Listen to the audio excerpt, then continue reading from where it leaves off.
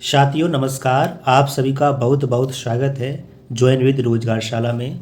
साथियों आज की वीडियो में मैं आपके लिए जो आपकी यूपी कांस्टेबल की री एग्ज़ाम है यानी कि जो पुनः परीक्षा होगी उस परीक्षा के लिए यानी कि जीके या फिर जीएस के कुछ इम्पोर्टेंट क्वेश्चन लेके आया हूँ। तो साथियों ये जो क्वेश्चन है आपके लिए आपकी परीक्षा के लिए बहुत ही महत्वपूर्ण है। तो आप इन सभी क्वेश्चनों को बड़े ध्यान से देखिए और मैं इन क्वेश्चनों के साथ साथ एक्स्ट्रा इन्फॉर्मेशन भी आपके लिए बताऊंगा। तो उस एक्स्ट्रा इन्फॉर्मेशन पर भी आप पूरा फोकस करें। तो स्टार्ट करते हैं। पहला प्रश्न है साथियों कि राज्यसभा में प्रतिनिधित्व होता है। क्वेश्चन कह रहा है कि राज्यसभा में किसका प्रतिनिधित्व होता है। तो बताइए इसका सही आंसर क्या होगा। अगर मैं इसके सही उत्तर की बात करूं तो साथियों इस प्रश्न का सही उत्तर विकल्प आपका क्या हो जाएगा, राज्यों का, संघ शासित क्षेत्रों का। तो साथियों जो राज्यसभा में प्रतिनिधित्व होता है यानी कि पार्टिसिपेशन होता है वो किसका होता है, राज्यों का भी होता है साथियों और संघ शासित क्षेत्रों का भी होता है।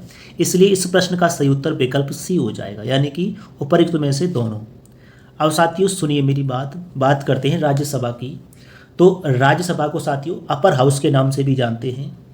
अगर बात करें साथियों राज्यसभा में वर्तमान में सीट कितनी है, तो राज्यसभा में वर्तमान में सीट 245 हैं। और अब जो राज्य हैं साथियों, राज्यों से अगर बात करें तो राज्यों से साथियों 225 सीट हैं और यूटी यानी कि संघ शासित क्षेत्रों से 8 सीट हैं साथियों। अब राज्यसभा में साथियों जो राष्ट्रपति होते हैं वो 12 सदस्यों को नामित करते हैं। और एक प्रश्न पूछता है आपसे यहीं से कि जो राज्यसभा होती है उसमें अधिकतम कितनी सीट हो सकती हैं साथियों, तो कितनी होती हैं, 250 सीट साथियों होती हैं। अब साथियों ये तो बात हुई आपकी।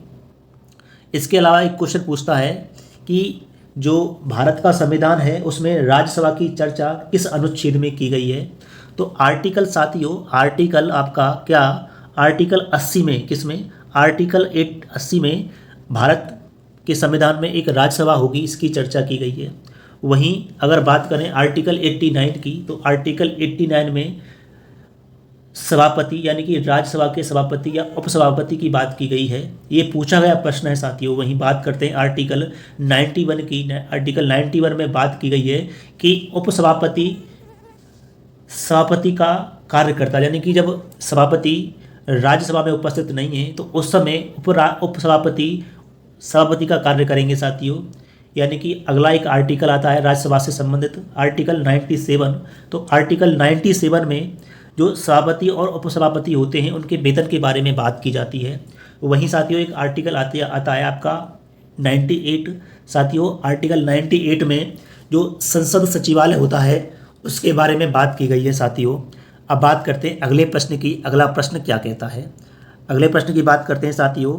तो अगला प्रश्न कहता है कि देखिए कि राज्यसभा में राज्यों का प्रतिनिधित्व किस बात पर निर्भर करता है साथियों।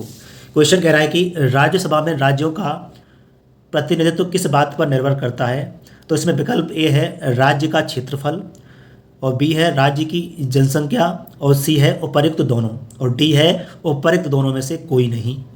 अब अगर मैं इसके सही उत्तर की बात करूं साथियों तो इसका सही उत्तर क्या हो जाएगा, विकल्प आपका बी हो जाएगा यानी कि राज्य की जनसंख्या पर निर्भर करता है राज्यसभा में राज्यों का प्रतिनिधित्व साथियों।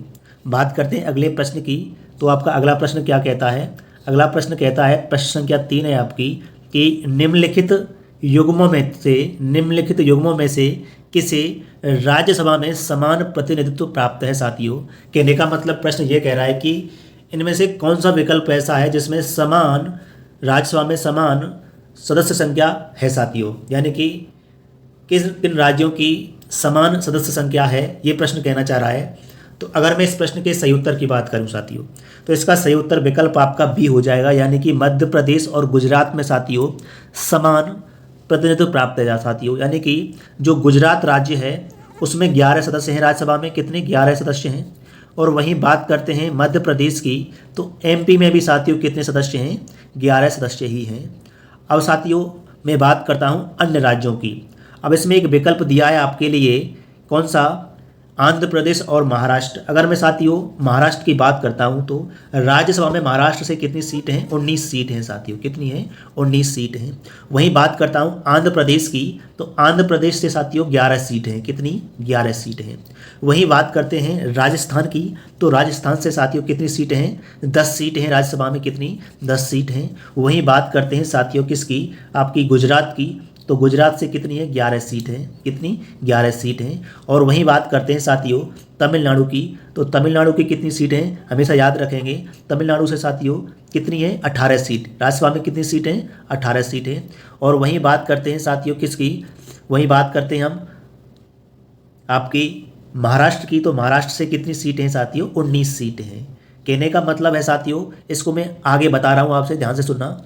यानी कि यहाँ पर देखिए आप, इसमें बात की गई है आपकी किसकी? यानी कि महाराष्ट्र की। तो महाराष्ट्र से कितनी सीटें हैं साथियों? 19 सीट राज्यसभा में। बात करते हैं एपी की, आंध्र प्रदेश की, तो आंध्र प्रदेश से साथियों 11 सीटें। कितनी? 11 सीटें।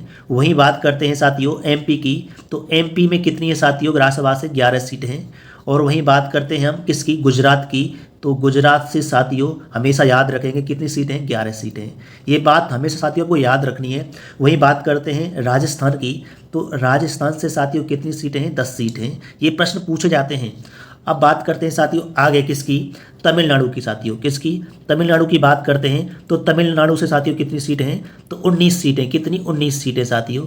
अब बात करते हैं किसकी? महाराष्ट्र की, तो महाराष्ट्र की मैंने आपसे बताई, तो महाराष्ट्र से कितनी सीटें साथियों? महाराष्ट्र से आपकी कितनी है? 19 सीटें।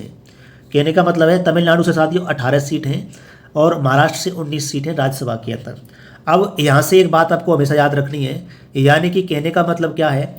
अब एक प्रश्न पूछा जाएगा आपसे, जो राज्यसभा है साथियों, राज्यसभा। अब राज्यसभा से अगर बात करते हैं यूपी की, बहुत ही महत्वपूर्ण प्रश्न, यूपी में राज्यसभा से कितनी सीटें हैं? हमेशा याद रखेंगे 31 सीटें हैं। कितनी सीटें साथियों? 31 सीटें हैं। अब हमेशा साथियों एक बात और याद रखेंगे आप, कि जो राज्यसभा से यूपी के अंदर 31 सीट हैं, लेकिन बात करें राज्यसभा यूपी से लोकसभा की सीटों की, तो लोकसभा की कितनी सीटें हमेशा याद रखेंगे? 80 सीटें। यूपी में लोकसभा की कितनी सीटें हैं? 80 सीटें। वहीं अगर विधानसभा की बात करते हैं यूपी की, तो यूपी की विधानसभा में कितनी सीटें हैं? यानी कि सीटों की बात करें 403 और 1 सीट साथियों। अब बात करते हैं विधान परिषद की यूपी में, तो विधान परिषद में साथियों हमेशा याद रखेंगे कितनी सीटें हैं? यूपी से 100 सीटें हैं। कहने का मतलब राज्यसभा में कितनी सीट हैं? यूपी में 31 सीट हैं, लोकसभा में 80 सीट हैं, और विधानसभा में 403 प्लस 1 सीट है, और विधान परिषद में कितनी सीटें? 100 सीटें। अब वहीं बात करते हैं, मैंने आपसे अभी एक बात हमेशा याद रखेंगे, 4 राज्यों से प्रश्न पूछा जाता है आपसे। अब जो महत्वपूर्ण है, सबसे ज़्यादा किस में है? यूपी में सबसे ज़्यादा, राज्यसभा में सबसे ज़्यादा किस में है? यूपी में है। कितनी? 80 सीट। कितनी? 31 सीट।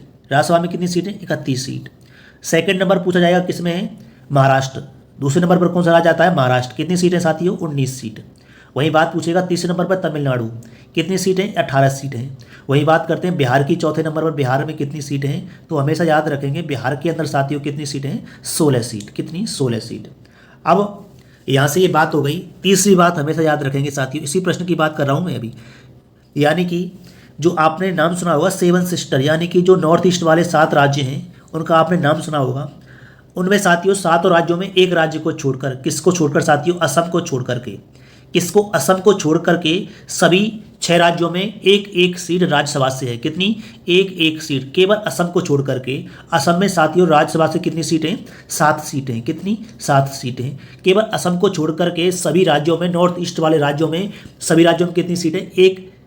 एक सीट है। केवल असम में कितनी है? 7 सीटें। वहीं साथियों एक प्रश्न पूछा जाएगा आपसे, जो एक सीट ऐसा कौन सा राज्य, इसमें एक सीट और है, गोवा राज्य साथियों का। क्या? गोवा राज्य में कितनी सीट है? एक सीट है राज्यसभा की। कितनी? एक सीट। वहीं बात करते हैं साथियों यूटी की। हमेशा याद रखेंगे यूटी में, यानी कि संघ शासित राज्य क्षेत्र है, उसमें एक सीट किसमें है साथियों? पांडिचेरी में। किसमें? पांडिचेरी में एक सीट है। और साथियों हमेशा याद रखेंगे यूटी के अंदर सबसे ज़्यादा किसमें है? दिल्ली। किसमें? दिल्ली। दिल्ली में कितनी सीटें हैं? हमेशा याद रखेंगे साथियों कितनी सीटें हैं? दिल्ली के अंदर 3 सीटें हैं राज्यसभा से। अब साथियों सीटों से संबंधित आपसे यहाँ से ऊपर कोई भी प्रश्न नहीं पूछा जा सकता है। मैंने इस प्रश्न का बहुत अच्छे तरीके से ऑपरेशन कर दिया है। देखते हैं अगले प्रश्न की चर्चा करते हैं। अगला प्रश्न आपसे क्या कह रहा है? प्रश्न को बड़े ध्यान से देखना है साथियों। और प्रश्न संख्या 4 है कि निम्नलिखित, प्रश्न कह रहा है कि निम्नलिखित में से कौन सा कथन सही नहीं है। तो पहला कथन कह रहा है कि राज्यसभा की अधिकतम सदस्य संख्या 250 है, और दूसरा कह रहा है कि राज्यसभा निरंतरता का प्रतीक है। तीसरा प्रश्न कह रहा है कि राज्यसभा के 2/3 सदस्य प्रत्येक दूसरे वर्ष की समाप्ति पर पद मुक्त हो जाते हैं। और साथियों चौथा है डी विकल्प, राज्यसभा में प्रत्येक राज्य और संघ राज्य क्षेत्रों में सीटों का आवंटन संविधान की चौथी अनुसूची के द्वारा नियत किया जाता है। बहुत ही महत्वपूर्ण प्रश्न है साथियों, इसको हमेशा याद रखेंगे। जो राज्यसभा मैंने अभी आपसे बताया था, जो राज्यसभा होती है उसमें अधिकतम सदस्य संख्या कितनी होती है, 250, बिल्कुल सही विकल्प है साथियों। दूसरा कह रहा है कि राज्यसभा निरंतरता का प्रतीक है, बिल्कुल सही बात है, राज्यसभा कभी भी भंग नहीं होती है साथियों, लगातार बनी रहती है। तीसरा प्रश्न क्या कह रहा है, राज्यसभा के 2/3 सदस्य प्रत्येक दूसरे वर्ष की समाप्ति पर पद मुक्त हो जाते हैं। ये बात बिल्कुल गलत है साथियों, और यही इसका सही उत्तर हो जाएगा, यानी कि ये सही नहीं है साथियों। चौथा कह रहा है कि राज्यसभा में प्रत्येक राज्य और संघ राज्य क्षेत्रों में सीटों का आवंटन संविधान की चौथी अनुसूची के द्वारा नियत किया जाता है, बिल्कुल सही बात है। संविधान की जो चौथी अनुसूची है उसमें राज्यसभा में राज्य और संघ राज्य क्षेत्रों की सीटों का आवंटन का प्रावधान किया गया है साथियों। अब बात करते हैं साथियों, जो यहाँ एक बात की गई है कि राज्यसभा निरंतरता का प्रतीक है, कहने का मतलब है कि राज्यसभा कभी भी विघटित या समाप्त नहीं होती है, हमेशा बनी रहती है। और अधिकतम सदस्य संख्या कितनी होती है, 250 होती है। पहले मैं इस बात को आपको बता चुका हूँ। अब बात करते हैं साथियों, इसमें एक बात की गई है कि राज्यसभा में 2/3 सदस्य प्रत्येक दूसरे वर्ष की समाप्ति पर पद मुक्त हो जाते हैं। इसकी बात करते हैं साथियों, हमेशा बात करेंगे कि हमेशा याद रखेंगे कि राज्यसभा पहली बात तो कभी भी भंग नहीं होती है, कभी भी भंग नहीं होती है। लेकिन साथियों जो राज्यसभा के सदस्य होते हैं उनका कार्यकाल कितना होता है, 6 वर्ष का होता है। राज्यसभा के सदस्यों का कार्यकाल कितना होता है, हमेशा याद रखेंगे 6 वर्ष होता है। वहीं बात करें लोकसभा के सदस्यों का कार्यकाल कितना होता है, तो लोकसभा के सदस्यों का कार्यकाल 5 वर्ष होता है, पहली बात। अब दूसरी बात याद रखने वाली क्या बात है, इसको याद रखेंगे। दूसरी बात यह है साथियों कि हर दूसरे, इसमें बात की गई है 2/3 सदस्य नहीं, 2/3 नहीं, हर दूसरे वर्ष कितने सदस्यों का 1/3 सदस्य, कितने 1/3 सदस्य पद मुक्त हो जाते हैं। हर दूसरे वर्ष कितने 1/3। लेकिन इसमें क्या कही गई थी बात, 2/3 सदस्य की, इसलिए इस प्रश्न का सही उत्तर क्या हो जाएगा, विकल्प सी हो जाएगा। अब बात करते हैं साथियों अगले प्रश्न की, और अगला प्रश्न क्या है आपका, अगला प्रश्न है आपका 5वां। और प्रश्न क्या कह रहा है, बड़े ध्यान से देखेंगे साथियों। यानी कि प्रश्न कह रहा है आपका कि राज्यसभा में गण पूर्ति यानी कि कोरम के लिए निर्धारित संख्या है। अब बात करेंगे साथियों कोरम की। अब राज्यसभा में कोरम का मतलब क्या होता है, यानी कि कोरम का मतलब होता है, पहली बात तो ये बात रखेंगे, कुल कितने सदस्य होते हैं, कितने सदस्य होते हैं कुल राज्यसभा में, 250, कितने 250 अधिकतम होते हैं। इनका 1/10 भाग, क्या इनका 1/10 भाग क्या होता है, राज्यसभा का क्या होता है, कोरम होता है। कहने का मतलब है 25 सदस्य होते हैं, किसी बात पर चर्चा करनी है, किसी बात को मनवाना है, और किसी राज्यसभा में किसी भी अधिनियम को लाने से पहले जो गणपूर्ति होती है, कोरम यानी कि फिक्स जो गणपूर्ति होती है, लोगों का जो मानना होता है, बहुमत होता है, कितना होना चाहिए, 25 सदस्य तो कम से कम होने चाहिए। इसलिए राज्यसभा का कोरम कितना होता है, 25 सदस्य का होता है। इसलिए इस विकल्प का सही उत्तर क्या हो जाएगा, 25 हो जाएगा। ये तो बात रही साथियों किसकी, राज्यसभा की। वहीं मैं आपसे एक बात पूछता हूँ कि लोकसभा का कोरम कितना होता है, तो हमेशा याद रखेंगे, तो लोकसभा में अधिकतम सदस्य संख्या कितनी होती है, यानी कि लोकसभा में अधिकतम सदस्य संख्या कितनी होती है, 550 होती है। इसका 1/10 कहने का मतलब क्या है, 55 सदस्यों का कोरम होता है लोकसभा के अंदर। अगला प्रश्न देखते हैं साथियों। अगर आपको यह प्रश्न और मेरी ये वीडियो पसंद आ रही है तो प्लीज़ आप चैनल को सब्सक्राइब कर लीजिए, और लाइक तो कर सकते हैं आप, कमेंट भी कर सकते हैं। इसी प्रकार के मैं महत्वपूर्ण प्रश्नों के साथ महत्वपूर्ण विश्लेषण आपके लिए लगातार लाता रहूँगा, और गारंटी देता हूँ साथियों, अगर आप मुझसे जुड़े रहेंगे, इसी प्रकार प्रश्नों के विश्लेषण को, प्रश्नों को देखते रहेंगे, तो गारंटी देता हूं कि एग्जाम के अंदर आप 101% जीएस के अंदर स्कोर प्राप्त कर सकते हैं। तो देखते हैं अगला प्रश्न क्या कह रहा है। प्रश्न कह रहा है, प्रश्न क्या 6 है कि न्यू ब्रिटेन तथा न्यू आयरलैंड निम्नलिखित में से किस देश के भाग हैं। तो हमेशा पूछा गया प्रश्न है साथियों, तो इसका सही उत्तर विकल्प आपका डी हो जाएगा, पापुआ न्यू गिनी के भाग हैं। अगला प्रश्न देखते हैं, और प्रश्न संख्या आपका क्या है, 7 है। प्रश्न क्या कह रहा है, इसको ध्यान से देखेंगे। प्रश्न कह रहा है साथियों कि स्वेज नहर जोड़ती है, बहुत ही महत्वपूर्ण प्रश्न है। प्रश्न कह रहा है कि स्वेज नहर जोड़ती है किस किस को। अगर मैं इस प्रश्न के सही उत्तर की बात करूं साथियों, तो स्वेज नहर आपका भूमध्य सागर और लाल सागर को आपस में क्या करती है, जोड़ती है। इसलिए इसका सही उत्तर विकल्प बी हो जाएगा। अब दूसरी बात साथियों, यहाँ आपको मैं कई सारे फैक्ट आपके लिए बताने वाला हूँ जो आपकी परीक्षा के लिए बहुत ही महत्वपूर्ण साबित हो सकते हैं। पहली बात साथियों, अगर मैं स्वेज नहर की बात करूँ, स्वेज नहर की बात करता हूँ साथियों, तो स्वेज नहर में हमेशा एक बात हमेशा याद रखेंगे आप, जो एशिया साथियों, एशिया महाद्वीप यानी कि एशिया महाद्वीप को, एशिया महाद्वीप एंड आपका अफ्रीका महाद्वीप, एशिया महाद्वीप और अफ्रीका महाद्वीप को आपस में क्या करती है साथियों, अलग करती है। पहली बात तो जो स्वेज नहर है वो एशिया महाद्वीप को अफ्रीका महाद्वीप से अलग करती है। अब बात करूँ साथियों में स्वेज नहर के निर्माणकर्ता की, तो स्वेज नहर के जो निर्माणकर्ता थे वो कौन थे, फर्डिनेंड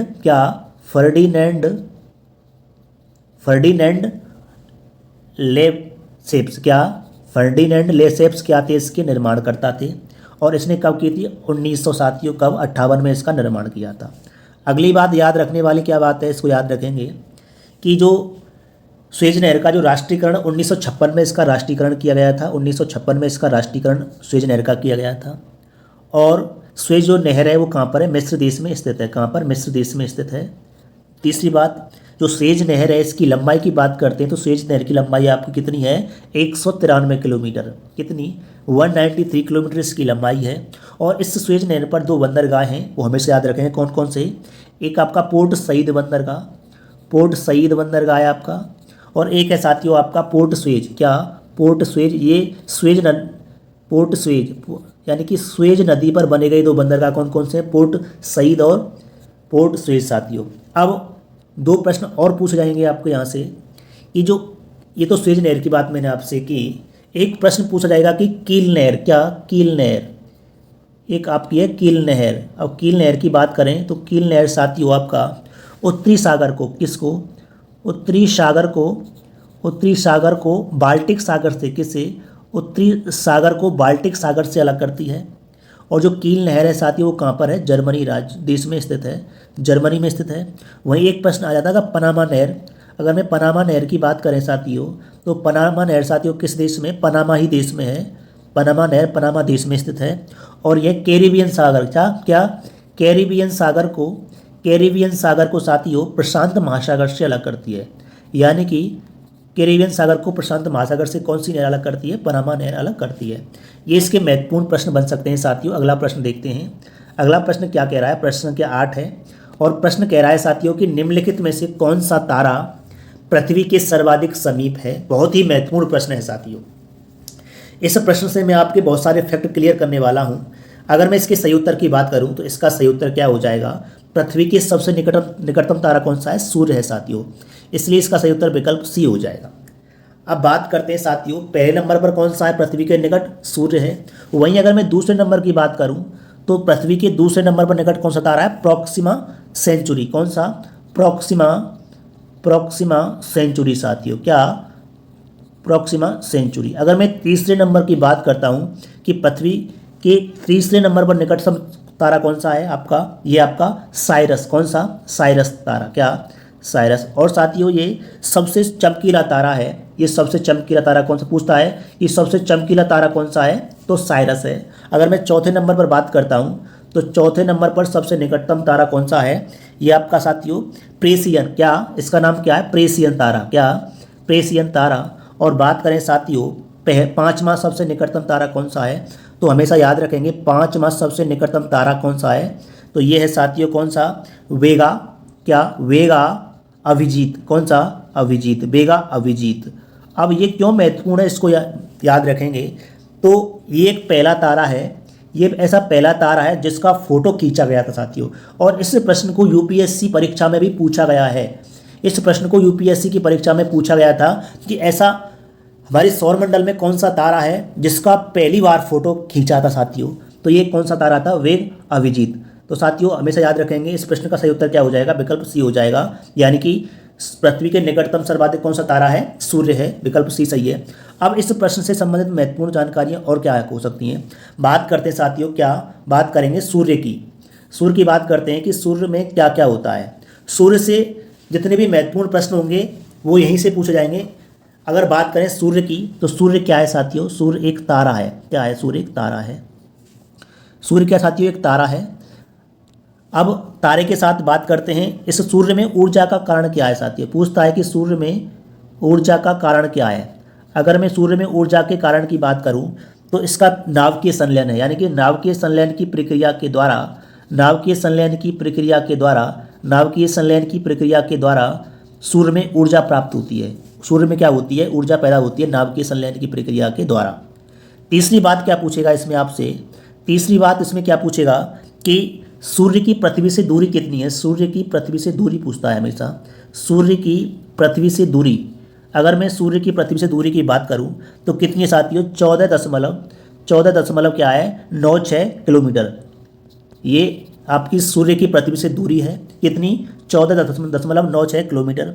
अगर बात करें सूर्य का पृथ्वी से आयतन कितना है, यानी कि सूर्य का आयतन पृथ्वी से कितना अधिक है? सूर्य का आयतन, सूर्य का वॉल्यूम आयतन पृथ्वी से कितने गुना है? तो हमेशा याद रखेंगे कितने गुना है? 13 लाख गुना है साथियों। कितना? 13 लाख गुना। तीसरी बात क्या याद रखेंगे? जो सूर्य होता है इसका केंद्रीय भाग का तापमान पूछता है कि सूर्य के केंद्रीय भाग का तापमान कितना होता है, तो हमेशा याद रखेंगे 15 मिलियन। कितना? 15 मिलियन साथियों, यानी कि 1.5 करोड़ इसका तापमान होता है। तीसरी बात हमेशा याद रखेंगे, ये तो आपके केंद्रीय भाग का तापमान हो गया। बात करते हैं सूर्य के बाहरी भाग का। जो सूर्य होता है इसकी जो बाहरी परत होती है इसका तापमान कितना होता है? तो ये होता है 6000 डिग्री सेंटीग्रेड साथियों। और हमेशा याद रखेंगे ये कैसा दिखता है? ऊपर से कैसा दिखता है? पीला दिखता है। कैसा? पीला दिखता है। अगली बात क्या पूछी जाएगी आपसे इस प्रश्न में? अगली बात पूछी जाएगी साथियों, जो तारे होते हैं हमारे, उनकी जो बीच की दूरियां होती हैं उसको किससे नापते हैं, यानी कि किस मेथड के द्वारा नापते हैं? जो तारे होते हैं हमारे सौर मंडल में, उनकी जो बीच की दूरियां होती हैं उनको किसके द्वारा मापते हैं? तो एक पैरेलक्स मेथड होता है साथियों। पैरेलक्स मेथड के द्वारा क्या नापते हैं? उनके बीच की दूरी को नापते हैं। पैरेलक्स मेथड पूछता है कि तारों की जो बीच की दूरियां हैं उनको किस मेथड के द्वारा नापते हैं? पैरेलक्स मेथड के द्वारा नापते हैं। एक अगला बहुत ही महत्वपूर्ण प्रश्न क्या पूछता है? प्रश्न पूछता है कि जो तारे होते हैं उनका जो रंग होता है वो किस पर निर्भर करता है? जो तारे होते हैं उनका रंग किस पर निर्भर करता है साथियों? उनके तापमान पर निर्भर करता है। जिस तारे का तापमान सबसे अधिक होगा उसकी आयु, उसका रंग तारे का जो रंग होता है वो किस पर निर्भर करता है? तापमान पर निर्भर करता है। बात करते हैं साथियों अगला, जो सूर्य होता है, यानी कि जो सूर्य होता है वो किसका बना होता है? वो प्लाज्मा का बना होता है। किसका? प्लाज्मा का बना होता है। अधिकतम प्लाज्मा का बना होता है साथियों। अब बात करते हैं अगला प्रश्न क्या कह रहा है आपसे साथियों। अगर आपको ये मेरी वीडियो पसंद आ रही है तो प्लीज़ आप चैनल को सब्सक्राइब कर लीजिएगा। अगला 9 प्रश्न क्या कह रहा है, इसको हमें ध्यान से देखेंगे कि किस नदी पर, प्रश्न कह रहा है कि किस नदी पर नर नारायण सेतु का निर्माण किया गया है। बड़ा महत्वपूर्ण प्रश्न है साथियों, बड़े ध्यान से देखना है। प्रश्न क्या कह रहा है कि किस नदी पर नर नारायण सेतु का निर्माण किया गया है। तो इसका सही उत्तर क्या हो जाएगा? तो इसका सही उत्तर विकल्प आपका बी हो जाएगा। ब्रह्मपुत्र नदी पर नर नारायण सेतु का निर्माण किया गया है। और ये किस राज्य में है साथियों? असम राज्य में है। किस में? असम राज्य में है।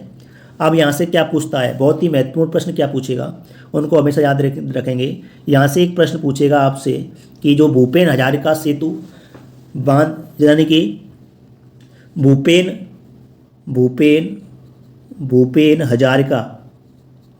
हजारिका सेतु ये किस नदी पर है और किस राज्य में है? ये आपका असम राज्य में है। किस में?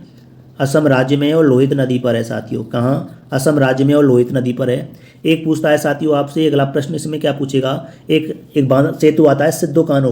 क्या? सिद्धो कान्हो सेतु। तो सिद्धो कान्हो सेतु कहाँ पर है साथियों? ये गंगा नदी पर है। गंगा नदी पर और झारखंड राज्य में। गंगा नदी पर और झारखंड राज्य में है। वही एक प्रश्न पूछता है आपसे बोगीबिल सेतु। क्या? बोगीबिल सेतु की बात करते हैं तो आपका ये ब्रह्मपुत्र नदी पर है और असम राज्य में है, यानी कि ब्रह्मपुत्र नदी पर और असम राज्य में। वहीं आपसे पूछता है पम्बन ब्रिज। क्या? पम्बन ब्रिज। अगर मैं पम्बन ब्रिज की बात करूं साथियों तो ये आपका तमिलनाडु राज्य में है। तो ये सभी महत्वपूर्ण जानकारियां आपको याद रखनी है, यानी कि भूपेन हजारिका आपका सेतु कहाँ पर है? असम राज्य में लोहित नदी पर। सिद्धो-कान्हू सेतु ये गंगा नदी पर झारखंड राज्य में, बोगीबिल सेतु असम राज्य में ब्रह्मपुत्र नदी पर, और पम्बन ब्रिज कहाँ है, तमिलनाडु राज्य में है। आगे बात करते हैं साथियों अगले प्रश्न की। अगला प्रश्न क्या कह रहा है, और प्रश्न संख्या साथियों 10 है। प्रश्न क्या कह रहा है, प्रश्न कह रहा है कि विश्व की सबसे बड़ी ताजे पानी की, बहुत ही महत्वपूर्ण प्रश्न, और इसके साथ में सभी जो एक्स्ट्रा इन्फॉर्मेशन है उसको कराऊंगा मैं आपको। यानी कि विश्व की सबसे बड़ी ताजे पानी की झील कौन सी है, बड़ा महत्वपूर्ण प्रश्न। तो इसका सही उत्तर बात करें तो इसका सही उत्तर क्या हो जाएगा, सुपीरियर झील। क्या, सुपीरियर झील। सुपीरियर झील विश्व की सबसे बड़ी ताजे पानी की झील है। अब बात करते हैं साथियों, इसमें एक विकल्प दिया है विक्टोरिया झील। जो विक्टोरिया झील है साथियों वो कहाँ पर है, वो तंजानिया और युगांडा, कहाँ, तंजानिया और आपका युगांडा देश में स्थित है, युगांडा देश में स्थित है। वहीं एक इसमें एक ऑप्शन दिया है एरी झील, ये कहाँ पर है, ये यूएसए और आपका कनाडा राज्य में है, कनाडा देश में है। वहीं इसमें एक विकल्प दिया है आपका जो सुपीरियर झील है साथियों, ये कहाँ पर है, ये यूएसए और कनाडा में, कहाँ पर, यूएसए और कनाडा। वहीं एक ओंटारियो झील कहाँ पर है, ये यूएसए और कनाडा राज्य में, देश में ये स्थित है। कहने का मतलब है विक्टोरिया तंजानिया और युगांडा देश में, एरी झील यूएसए और कनाडा में, और सुपीरियर यूएसए और कनाडा में, और ओंटारियो यूएसए और कनाडा में साथियों। अब बात करते हैं साथियों अगले बहुत महत्वपूर्ण प्रश्नों की जो पूछे जा सकते हैं आपसे।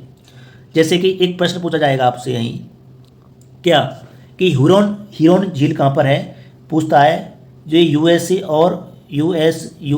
और कहाँ पर, कनाडा में, ह्यूरॉन झील। वहीं एक पूछता है विनीपेग झील कहाँ पर है, ये आपका कनाडा देश में स्थित है। वहीं एक पूछता है हुनुज झील, ये कहाँ पर है, ये आपका चीन में स्थित है। वहीं एक प्रश्न पूछता है ओनेगो झील, ये कहाँ पर है साथियों, ये रूस देश में स्थित है, रूस में स्थित है। अब यहाँ से बहुत महत्वपूर्ण प्रश्न और क्या पूछ सकता है, पूछेगा कि विश्व की सबसे गहरी झील कौन सी है। विश्व की क्या पूछेगा कि विश्व की सबसे गहरी झील, विश्व की सबसे गहरी झील क्या है बताइए, विश्व की सबसे गहरी झील कौन सी है बताइए। तो सबसे गहरी झील है आपकी साथियों क्या, बैकाल झील। कहाँ, क्या, बैकाल झील। और कहाँ पर है साथियों, ये रूस में स्थित है, बैकाल झील रूस में। और आपका ये मीठे पानी की झील है, कैसी है ये, सबसे गहरी झील है और मीठे पानी की झील कौन सी है साथियों, बैकाल झील। बहुत ही महत्वपूर्ण प्रश्न है।